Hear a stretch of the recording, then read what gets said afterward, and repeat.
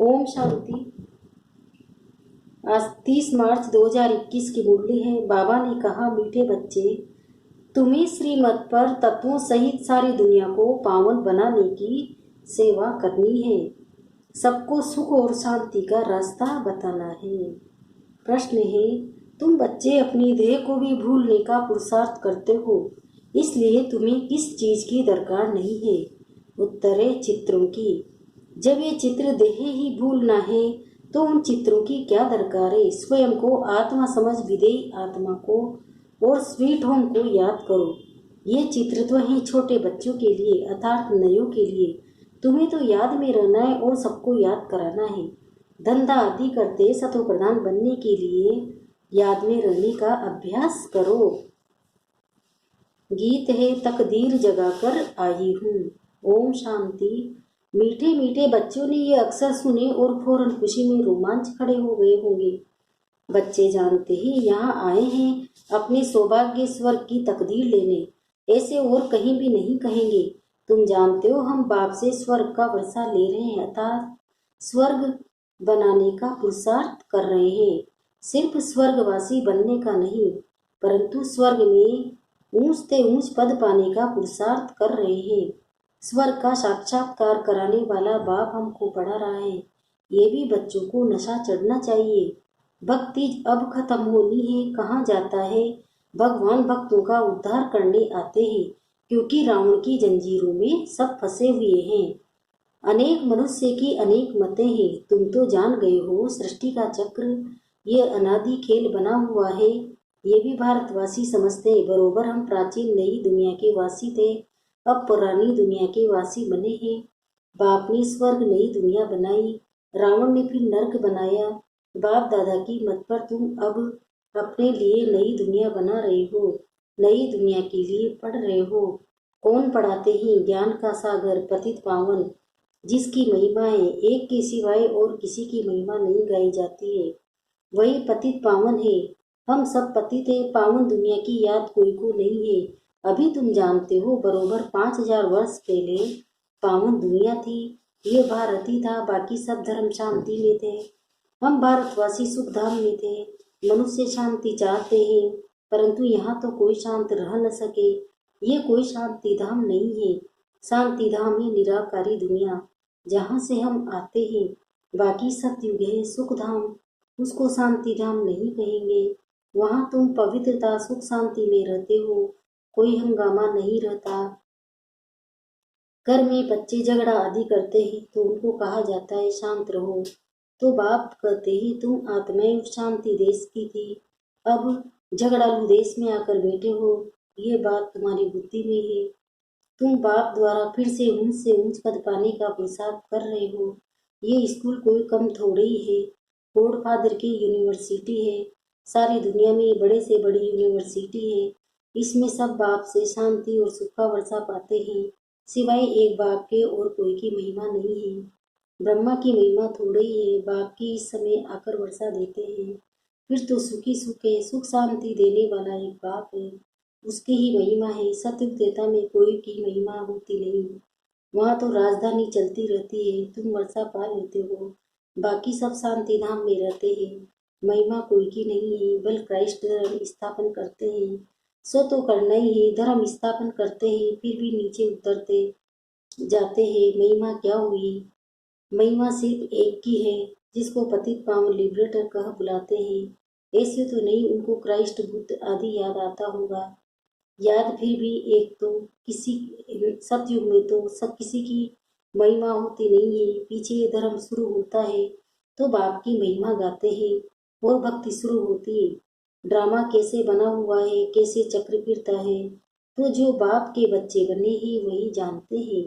बाप ही रचता, नई सृष्टि रचते हैं स्वर्ग, परंतु सब तो स्वर्ग में नहीं आ सकते। ड्रामा के राज को भी समझना है। बाप से सुख का वर्षा मिलता है। इस समय सब दुखी है, सबको वापस जाना है, फिर आएंगे सुख में। तुम जानते हो बहुत अच्छा पाठ मिला हुआ है। जिस बाप की इतनी महिमा है वो सब आकर सब मुँह बैठे हुए हैं और बच्चों को समझाते हैं। सब बच्चे हैं ना, बाप तो एवर हैप्पी है।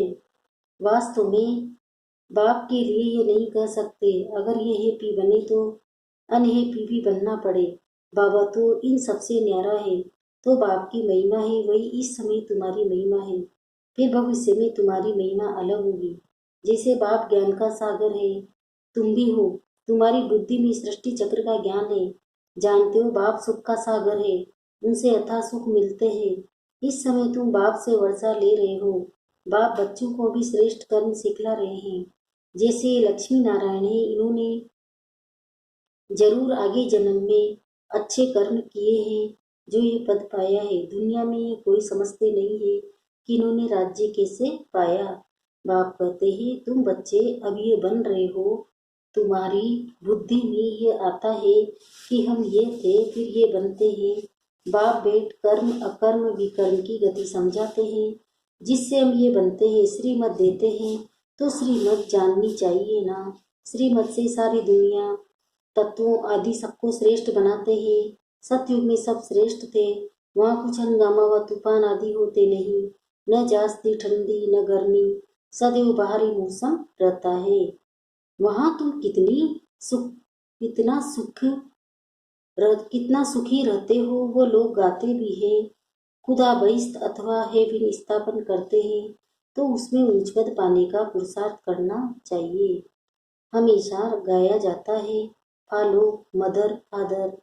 बाप को याद करने से विकर्म विनाश होंगे और फिर फादर के साथ हम आत्मा इकट्ठी जाएंगी।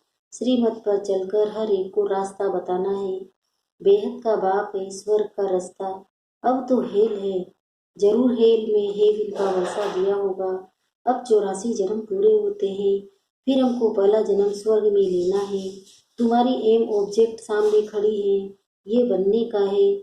हम सो लक्ष्मी नारायण बनते हैं, वास्तव में इन चित्रों की दरकार नहीं है।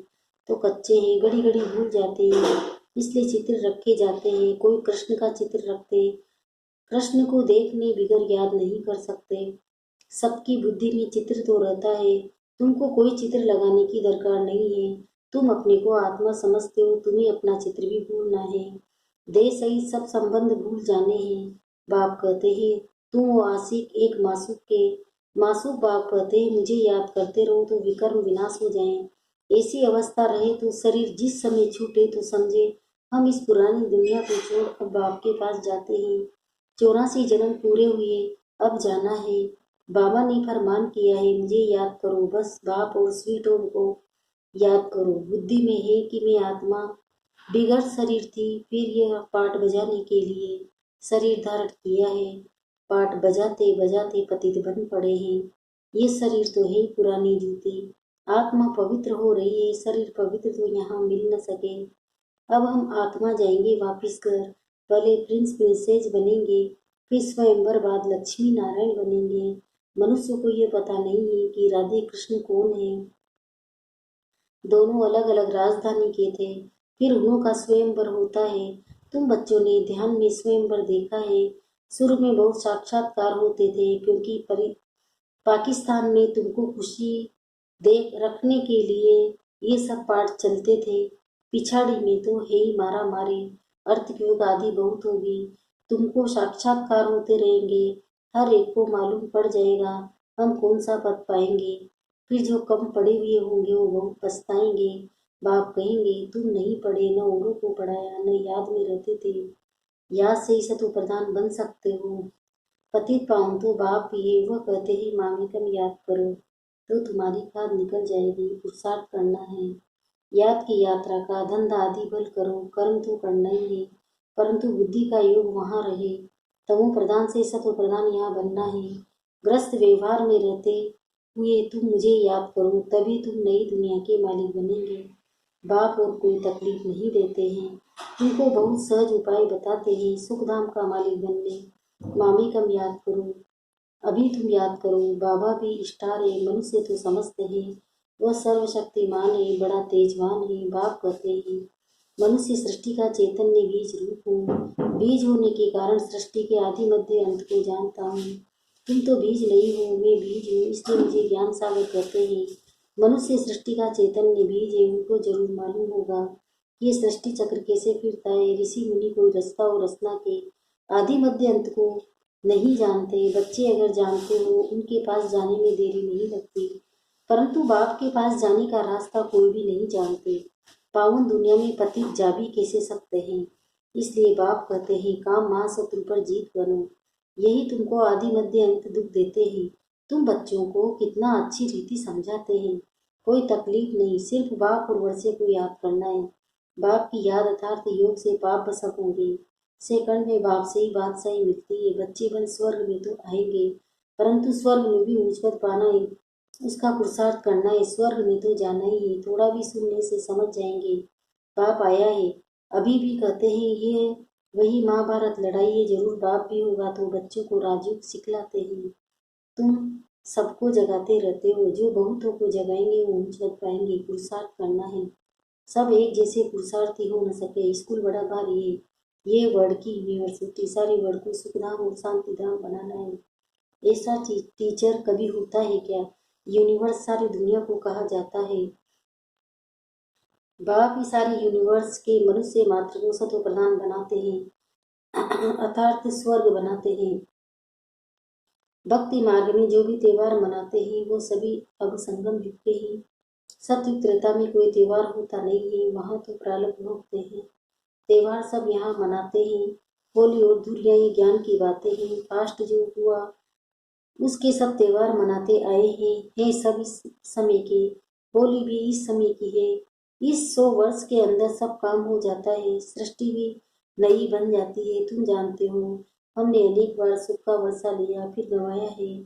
खुशी होती है हम फिर से बाप से वर्षा ले रहे हैं। औरों को भी रास्ता बताना है। ड्रामा अनुसार स्वर्ग की स्थापना होनी है जरूर।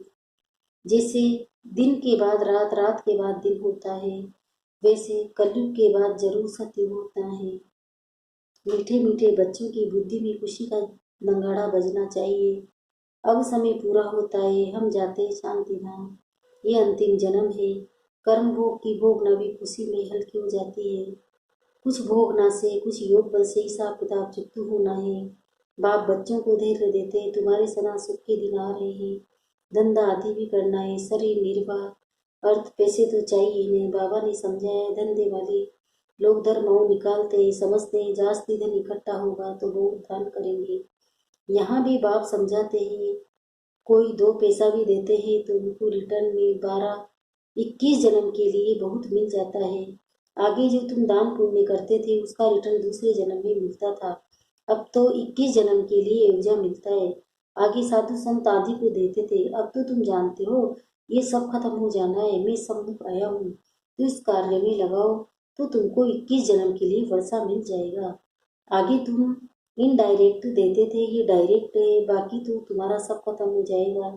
बाबा कहते ही पैसे हैं तो सेंटर खोलते जाओ, अक्सर लिखो सच्ची गीता पाठशाला। भगवान वाचे मामे कम याद करो और वर्षे को याद करो। अच्छा, मीठे मीठे से खिलते बच्चों प्रति माता पिता बाप दादा का याद प्यार और गुड मॉर्निंग। रूहानी बाप की रूहानी बच्चों को नमस्ते। हम रूहानी बच्चों की भी रूहानी माता पिता बाप दादा को याद प्यार गुड मॉर्निंग। नमस्ते नमस्ते नमस्ते। शुक्रिया बाबा, शुक्रिया आपका पदमा पदम शुक्रिया। धारणा के लिए मुख्य सार है। पहला है बाप समान महिमा योग्य बनने के लिए कालों का आदर करना है। दूसरा है ये अंतिम जन्म है, अब घर जाना है, इसलिए खुशी में अंदर ही अंदर नगाड़े बजते रहे। कर्म भोग को कर्म योग से अर्थात बाप की याद से खुशी खुशी चुकतू करना है। वरदान अपनी स्मृति की ज्योति से ब्राह्मण कुल का नाम रोशन करने वाले कुल दीपक भव। अब इसका विस्तार बता रहे बाबा। ये ब्राह्मण कुल सबसे बड़े से बड़ा है। इस कुल के आप सब दीपक हो। कुल दीपक अर्थात सदा अपनी स्मृति की ज्योति से ब्राह्मण कुल का नाम रोशन करने वाले। अखंड ज्योति अर्थात सदा स्मृति स्वरूप और समर्थी स्वरूप। यदि स्मृति रहे कि मैं मास्टर सर्वशक्तिमान हूँ तो समर्थ स्वरूप स्वतः रहेंगे। इस अखंड ज्योति का यादगार आपके जड़ चित्रों के आगे अखंड ज्योति जगाते हैं। स्लोगन है जो सर्व आत्माओं के प्रति शुद्ध संकल्प रखते हैं वही वरदानी मूर्त हैं। ओम शांति।